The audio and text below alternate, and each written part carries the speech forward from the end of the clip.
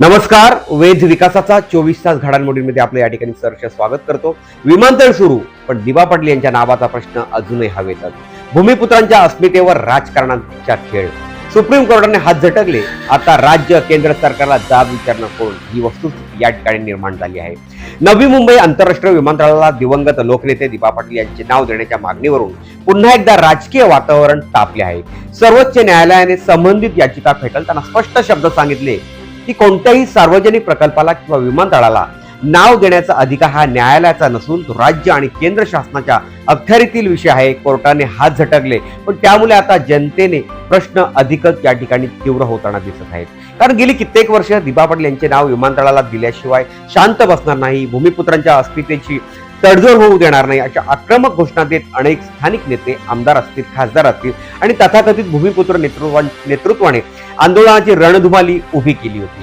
मोर्चे निघाले, सभांमध्ये भाषणांचा धुरळा उडाला, जनतेच्या भावना पेटल्या गेल्या. मात्र आता विमानतळ सुरू होऊन गेले अनेक महिने उलटले तरी नावाचा निर्णय अजूनही अंधारातच आहे.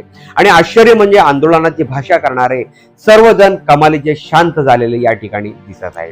विमानतळाचे उद्घाटन झाले, उड्डाणे सुरू झाली, मोठमोठे कार्यक्रम झाले, पण ज्यांच्या नावासाठी एवढा संघर्ष केल्याचा दावा केला गेला त्या दिबा पाटील यांच्या नावाचा विषय मात्र फाईलमध्येच अडकून पडलेला आहे. त्यामुळे सामान्य नागरिकांच्या मनात आता संताप आणि संभ्रम दोन्ही निर्माण झाले आहेत.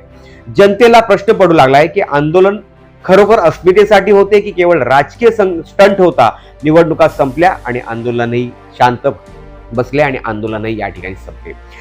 सुप्रीम कोर्टाने स्पष्ट सांगून टाकले की हा विषय सरकारच्या अखत्यारीत येतो. मग आता राज्य सरकार आणि केंद्र सरकारला जाब विचारण्यासाठी पुढे येणार कोण? दिल्ली आणि मंत्रालयाचे दरवाजे ठोठावण्यासाठी हिम्मत कोण दाखवणार? ही आंदोलनाची तलवार फक्त जनतेसमोर आणि माईक समोरच फिरवली जाते का, हाही प्रश्न मोठ्या प्रमाणात उद्भवला गेला आहे. आज परिस्थिती अशी आहे की ज्यांनी विमानतळाला दिबा पाटील यांचे नाव दिल्याशिवाय उद्घाटन होऊ देणार नाही अशी गर्जना केली होती, त्याच नेत्यांच्या डोळ्यासमोर विमानतळ सुरू झाले आणि व्यवहारही सुरू झाला. मात्र नावाचा प्रश्न अजूनही तसाच धुळकात पडलेला आहे. मोर्चे थांबले, घोषणा बंद झाल्या, बॅनर उतरले आणि आंदोलनाचा ज्वालामुखी अचानक या ठिकाणी शांत झालेला पाहायला मिळतो. त्यामुळे आता रायगड आणि नवी मुंबई भूमिपुत्रांमध्ये तीव्र नाराजी पसरू लागली आहे.